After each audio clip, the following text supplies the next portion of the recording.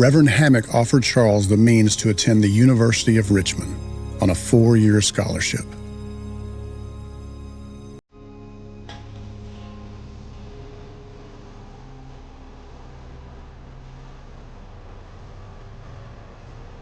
Before classes began, Charles decided to visit his grandfather, George Washington Stanton, a fiery, spirit-filled Pentecostal preacher in North Carolina.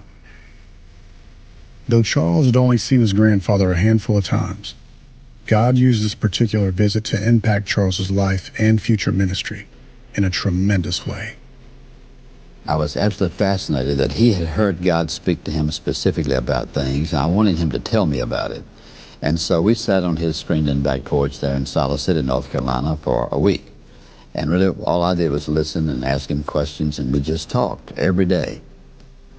He would tell us these stories that his grandfather told him about his ministry and God's faithfulness to him. And as I listened to all the things God had done in his life, and I thought, well, if you speak to my granddad like that, how would you speak to my heart? I think I had this deep sense of hunger that I wanted a real God. I wanted God to be real in my life. I didn't want just to be believing that there is a God and reading the scripture.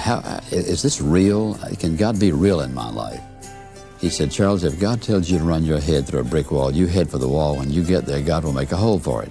And what I realized later he was saying was, you obey God and leave all the consequences to him. That one statement, God just etched in my mind and heart that my goal was to be obedient to God. And I think that probably has been the overriding theme in my heart, to obey him and to trust him and to see what God will do in my life.